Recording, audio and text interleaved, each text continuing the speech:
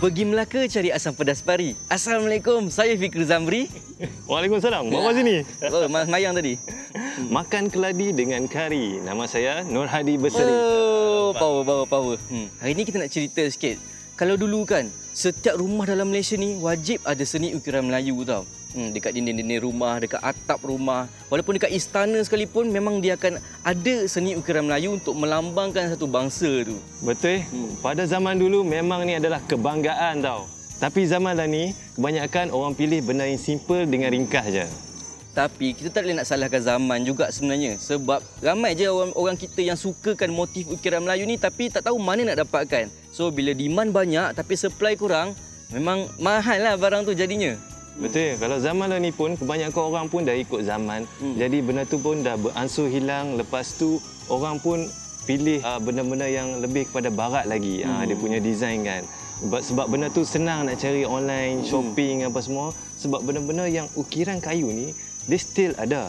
Cuma susah sikit nak cari. Sayang, 1000 kali sayang. Untuk jadikan seni ukiran Melayu ni lagi meluas, MTIB ataupun Lembaga Perindustrian Kayu Malaysia bekerjasama dengan usahawan, pereka dan pengukir untuk digitalkan motif-motif ukiran untuk dibawa ke pesada dunia. Dia keluarkan produk-produk antaranya seperti rehal, perfume punya box, lepas tu iPad punya stand. Jadi menariklah. Jadi orang zaman sekarang boleh pakai barang-barang tu.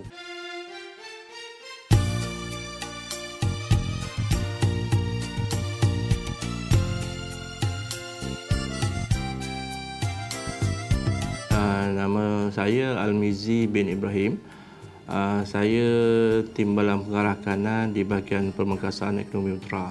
Kita semua sudah tahu bahawa Dasar Agrikultur Negara DAKN yang telah dilancarkan oleh Kementerian Perdagangan dan Komuniti telah menggariskan beberapa insentif dan langkah-langkah yang perlu diusahakan oleh Lembaga Perindustrian Malaysia.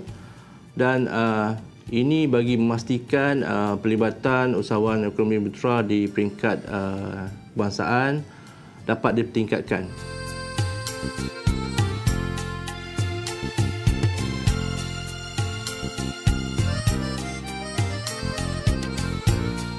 Nama saya Muhammad Isa bin Haji Saad, berasal daripada Bagan Datuk Perak dan menetap di Dengkil. Perusahaan KWM Craft ini kita usahakan sejak daripada tahun 2013. Masa tu saya berumur 50 tahun lah.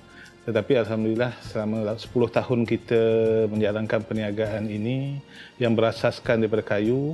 Produk utama kita adalah ukiran. Ukiran yang berdigital, bermaksudnya ukiran campur dengan teknologi yang kita menggunakan CNC, kita menggunakan laser yang dibantu oleh anak saya lah. Maksud K itu adalah kayu, W itu adalah warisan, M itu Malaysia, dan kita cuba mempertengahkan produk yang berasaskan kayu tapi kayu Malaysia, bermaksud kayu meranti, kayu cengal, kayu nyatuh, kayu merbau, balau.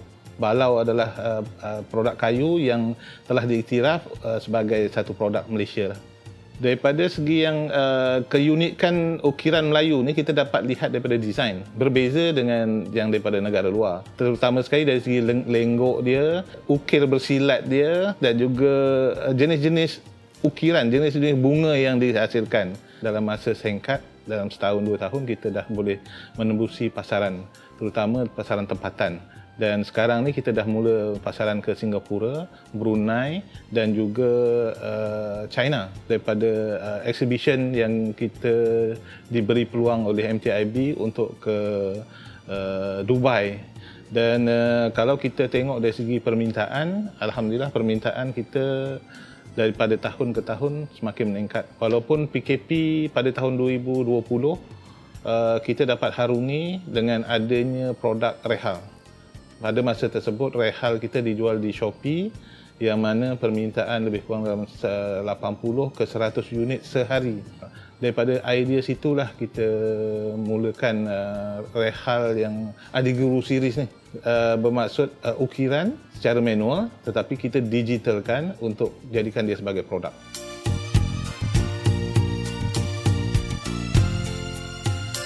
Kesemua motif ukiran ini telah didaftarkan oleh MTIB bagi hak cipta Yang mana MTIB sebagai pemunya ataupun pemilik bagi motif tersebut, manakala tokoh kraf negara dan Adiguru Kayu sebagai penciptanya.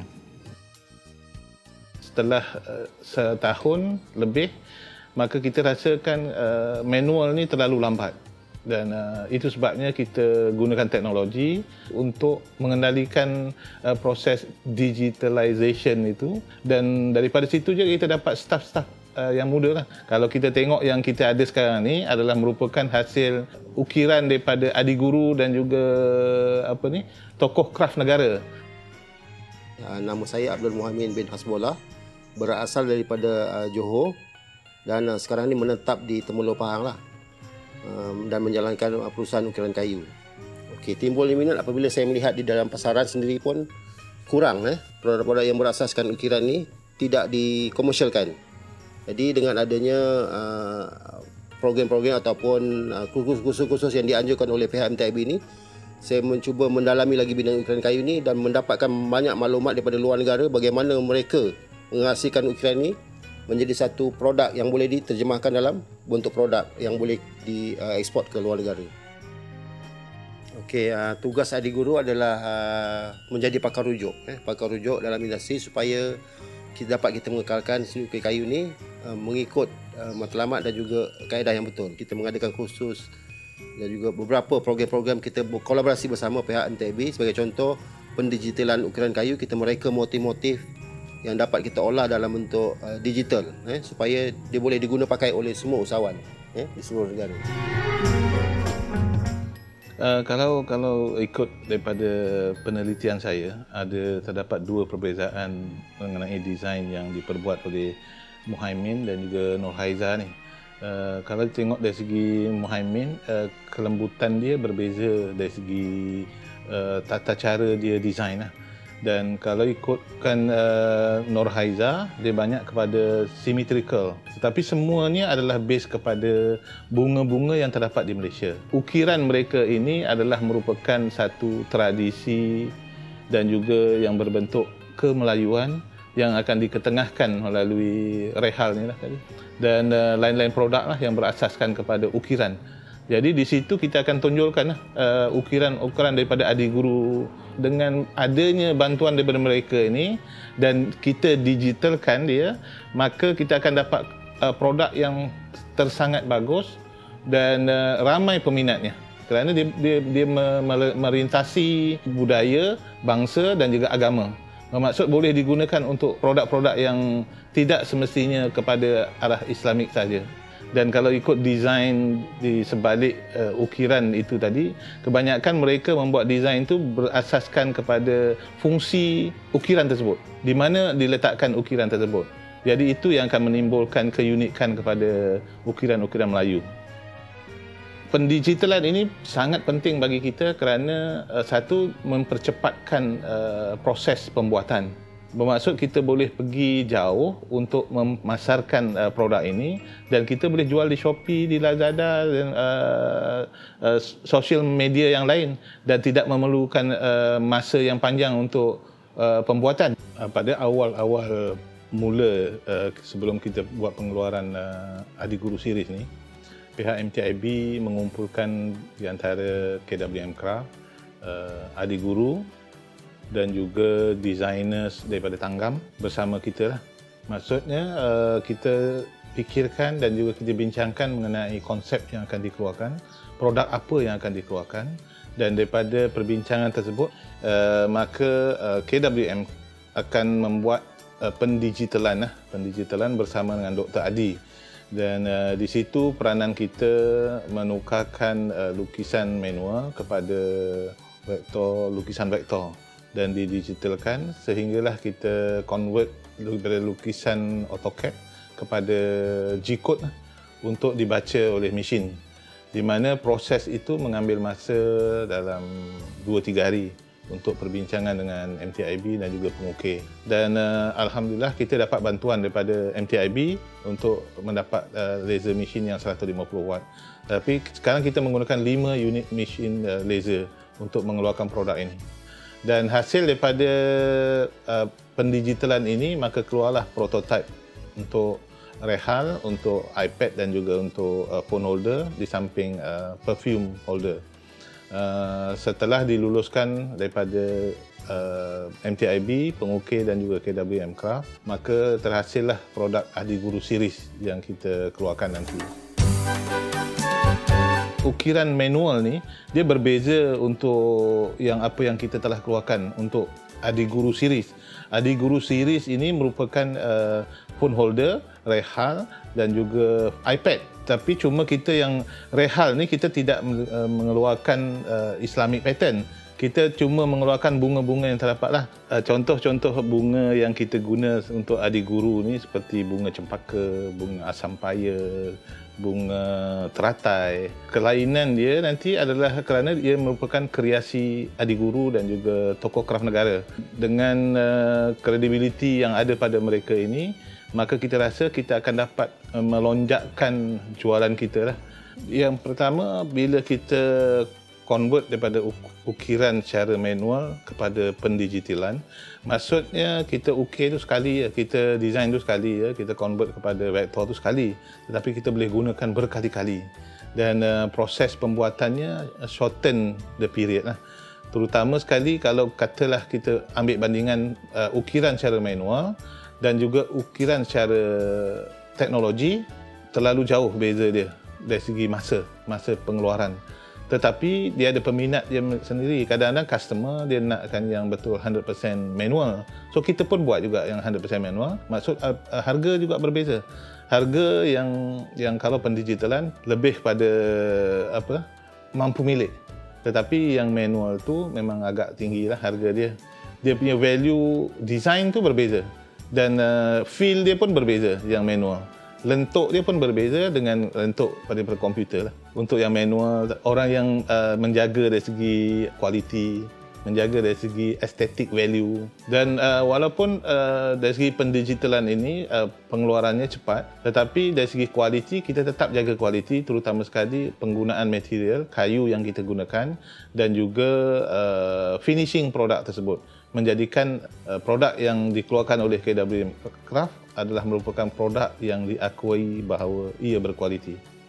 Yang pertama kerana KWM memang telah mengeluarkan produk ini tetapi desain yang berbeza, dan apabila produk yang telah kita keluarkan itu mendapat sambutan yang luar biasa daripada pelanggan-pelanggan kami, maka kita pun decide untuk improvisekan desain yang telah ada dan cuma berbeza desain pattern yang kita masukkan dalam phone holder, iPad dan juga rehal. Bermaksud kita convertkan daripada yang sedia ada kepada yang baru lah. Dan itu yang kita rasa bahawa kita boleh memasarkan produk ini dengan lebih jayanya. Kalau ikutkan dari koleksi Adi Guru ni, kita anggarkan purata sebanyak 30 unit sehari boleh kita capai, insya-Allah. Yang sekarang ni kita online lah, di Shopee, Facebook dan Instagram, dan baru kita buat TikTok dan juga di dalam Lazada. Dan untuk fizikal, mereka boleh datang ke KWM Craft di Dengkil atau di Airport Langkawi dengan kerjasama Sense of Malaysia. Berdasarkan aktiviti dan program yang telah MTIB laksanakan, MTIB dapat melihat bahawa ukiran produk kayu di Malaysia masih lagi di peringkat konvensional. So dengan harapan ini, program-program yang dilaksanakan ini akan dapat meningkatkan penglibatan dan penghasilan produk kayu daripada teknik konvensional kepada teknik yang lebih berteknologi tinggi lah. So salah satu langkah yang MTIB kena pasti adalah peralihan daripada teknik ukiran yang konvensional kepada penggunaan mesin yang berteknologi tinggi. Selaras dengan usaha ini, MTIB telah melaksanakan program aplikasi teknologi pendigitalan dalam penggunaan produk ukiran kayu. Program ini akan menerapkan motif ukiran secara digital menggunakan mesin CNC router dan laser cutter bagi mencapai matlamat untuk membantu usahawan bagi penghasilan produk yang lebih cepat dan beralih kepada pengeluaran produk ukiran dalam bentuk atau dalam skala yang lebih besar, iaitu mass production. So hasil daripada pelaksanaan program ini, kita menyasarkan sebanyak 22 motif ukiran. Bila vektor ni dijual, maka siapa-siapa boleh ambil vektor ni, membeli daripada sos yang ada dan juga dia keluarkan sendiri. Cuma perbezaan dia kerana kita dah lama dalam industri ini dan kita kualiti, dari segi kualiti, material yang kita gunakan itu berbeza dan mungkin mereka akan memainkan harga lah. Tetapi kita rasa bahawa kita tetap dengan design dan juga material yang kita gunakan, selektif material yang kita gunakan dan kita harap itu akan menjadikan kita advance daripada mereka. Kalau kita tengok dari segi design yang kita keluarkan, dia merupakan satu keunikan kepada design Malaysia. Dan kalau kita letakkan produk ini di kawasan entrance Malaysia, terutama tumpuan pelancong, maka dia boleh dijadikan sebagai satu produk yang digunakan sebagai souvenir daripada Malaysia untuk dibawa balik ke luar negara lah. Dari situ adalah target yang pertama, dan yang kedua adalah Shopee ataupun Lazada, yang mana kita open market. Kebanyakan mereka yang membeli daripada kita adalah untuk hadiah persaraan, hadiah pertukaran, hadiah anniversary dan sebagainya. Dan kalau kita lihat daripada desain yang ada ini, dia melingkari bangsa, etnik, maksud semua bangsa boleh digunakan. Maka kita letakkan produk ini di Sense of Malaysia, di lapangan terbang Langkawi, dan kalau ada rezeki kita akan letak di KLIA dan juga lapangan terbang yang selain-lainnya lah, untuk menjadikan dia mudah dicapai oleh pelanggan kita. Dan dia bersekali dengan kotak yang istimewa. Maksudnya kotak dia memang presentable untuk menjadikan dia sebagai satu hadiah.